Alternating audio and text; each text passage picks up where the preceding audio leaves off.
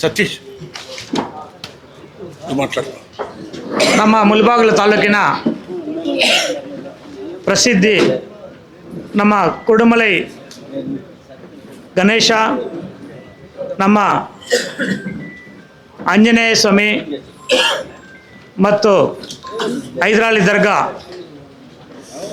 ಎಲ್ಲರೂ ನಮ್ಮ ಮುಳಬಾಗಿಲಿನ ಮಹಾಜನತೆಗೆ ಒಳ್ಳೆಯ ಆಶೀರ್ವಾದ ಮಾಡಲಿ ಎಂದು ನಾನು ಕಾಂಗ್ರೆಸ್ ಪಕ್ಷದ ಎಲ್ಲ ಮುಖಂಡರ ಪರವಾಗಿ ಆ ದೇವರಲ್ಲಿ ಬೇಡಿಕೊಳ್ಳುತ್ತಾ ನನ್ನ ಪತ್ರಿಕಾಗೋಷ್ಠಿಯನ್ನು ಮುಂದುವರಿಸ್ತೀನಿ.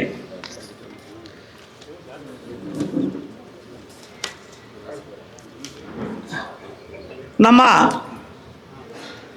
TAPMC ಚುನಾವಣೆಯ ಅಭ್ಯರ್ಥಿಗಳು ಈಗ ಏನು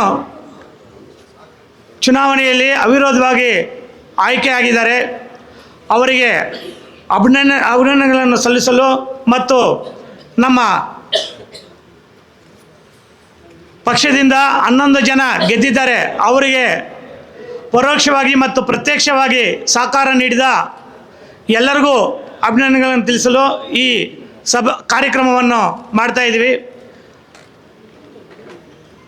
TAPMC ಹಿಂದಿನ ಅಧ್ಯಕ್ಷರಾದಂಥ ನಮ್ಮ ಕೋಲಾರ ಶಾಸಕರಾದಂಥ ಕೊತ್ತೂರು ಮಂಜಣ್ಣನವರು ಈಗಾಗಲೇ ನಮ್ಮ ಸಂಸ್ಥೆಯನ್ನು ಯಾವ ರೀತಿ ಬೆಳೆಸಿದಾರಂತ ತಮ್ಮೆಲ್ಲರಿಗೂ ಗೊತ್ತಿರೋ ವಿಷಯನೇ.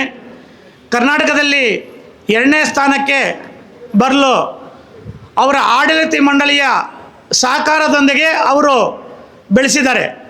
ಅವರಿಗೂ ಮತ್ತು ಅವರ ಆಡಳಿತ ಮಂಡಳಿಗೂ ಮೊದಲನೇದಾಗಿ ನಾನು ಅಭಿನಂದನೆಗಳನ್ನು ಸಲ್ಲಿಸ್ತೀನಿ. ಈಗ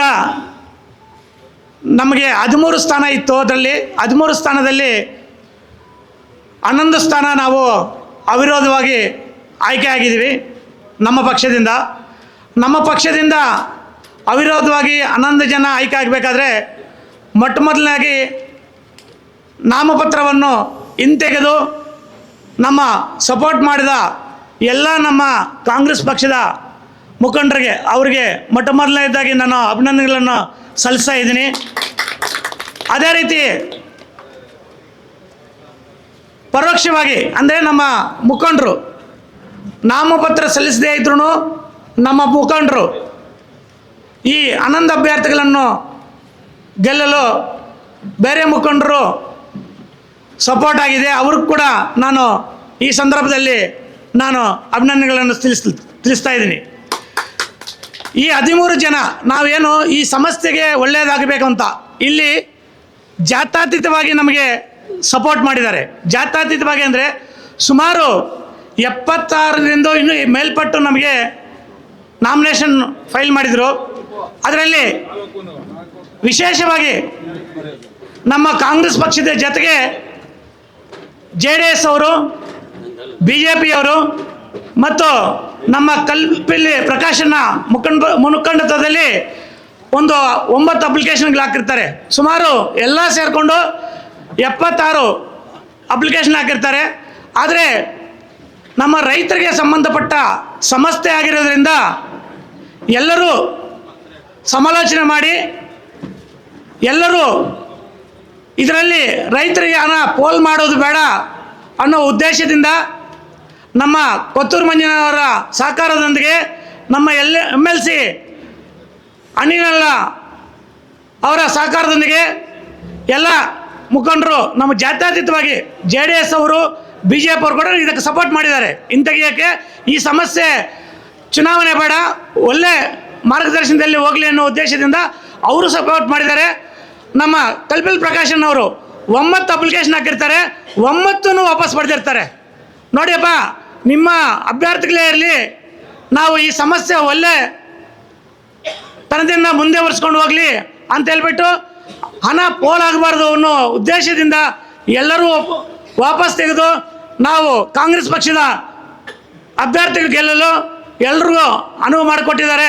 ಎಲ್ಲರಿಗೂ ವಿಶೇಷವಾಗಿ ನಾನು ನಮ್ಮ ಎಲ್ಲ ಕಾಂಗ್ರೆಸ್ ಪಕ್ಷದ ಮುಖಂಡರ ಪರವಾಗಿ ಎಲ್ಲರಿಗೂ ನಾನು ಧನ್ಯವಾದಗಳನ್ನು ತಿಳಿಸ್ತಾ ಇದ್ದೀನಿ. ಈಗ ಇಲ್ಲಿ ಕರೆದಿರುವ ಮೂಲ ಉದ್ದೇಶ ನೋಡಿ, ಈಗ ನೀವೆಲ್ಲರೂ ಸಪೋರ್ಟ್ ಮಾಡಿದ್ದಕ್ಕೆ 11 ಸ್ಥಾನಗಳನ್ನು ಗೆಲ್ಲಲು ಅವಕಾಶ ಆಗಿದೆ.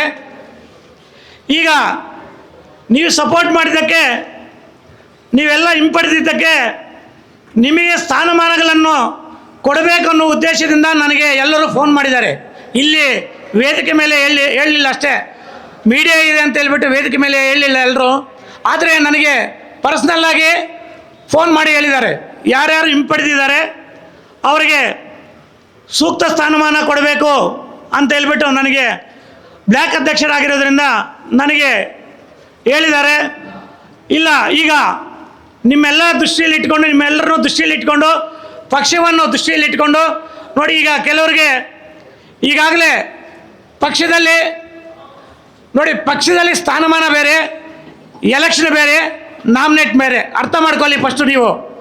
ಪಕ್ಷದಲ್ಲಿ ಸ್ಥಾನಮಾನ ಅಂದರೆ ಫಸ್ಟು ಪಕ್ಷವನ್ನು ಕಟ್ಟಕ್ಕೆ ಸ್ಥಾನಮಾನ ಕೊಡುವಂಥದ್ದು, ಸರ್ಕಾರದಿಂದ ನಾಮಿನೇಷನ್ ಬರುವಂಥದ್ದು, ಮೂರನೇದು ನೇರವಾಗಿ ಎಲೆಕ್ಷನ್ನಲ್ಲಿ ಸ್ಪರ್ಧೆ ಮಾಡುವಂಥದ್ದು. ಇವೆಲ್ಲ ಮೂರು ಬೇರೆ ಬೇರೆ ಇರುತ್ತೆ, ಅರ್ಥ ಮಾಡ್ಕೊಳ್ಳಿ.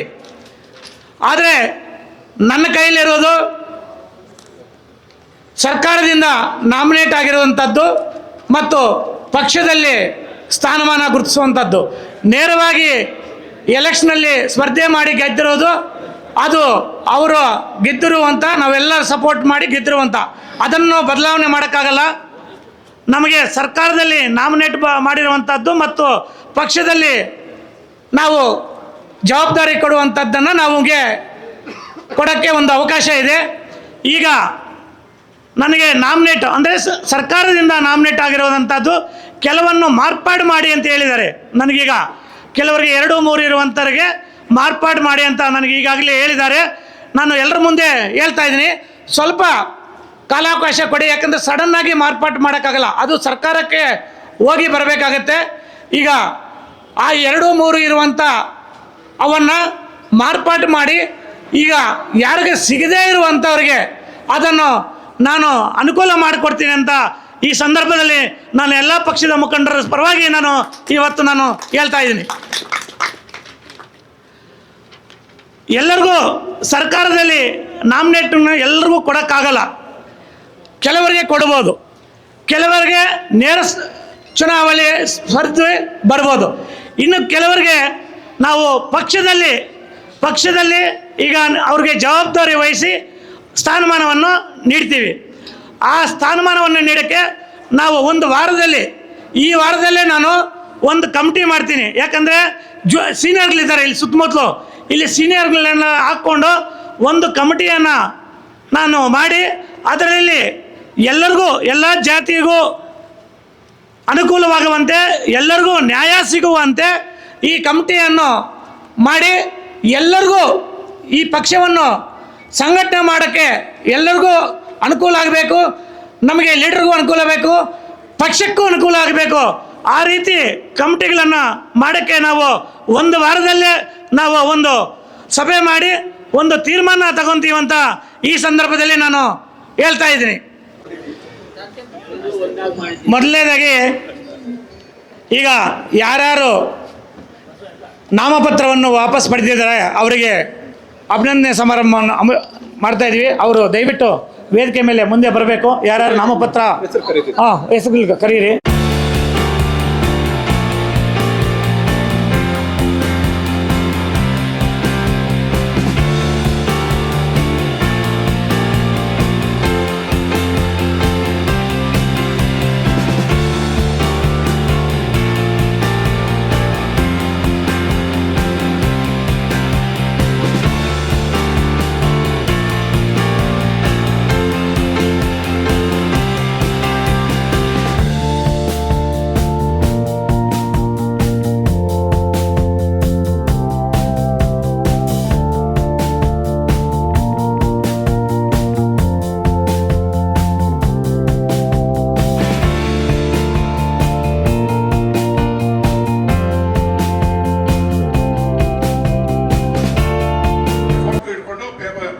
ಫೋಟೋ ಎಲ್ಲ ಹಾಕಿ ವಾಟ್ಸಾಪ್ ಅಲ್ಲಿ ಹಾಕಿ. ರಾಜ್ಯ ಒಬ್ರು ಮಾತ್ರ ಎಲ್ಲ ಹೋಗಿದ್ದಾರೆ ರಾಜ್ಯ ಅವರು ಅವ್ರಿಗೆ ಸನ್ಮಾನ ಮಾಡಲಾಗಿದೆ ಆತನ ನೇತೃತ್ವದಲ್ಲಿ. ಎಲ್ಲರೂ ಊಟ ಮಾಡಿ.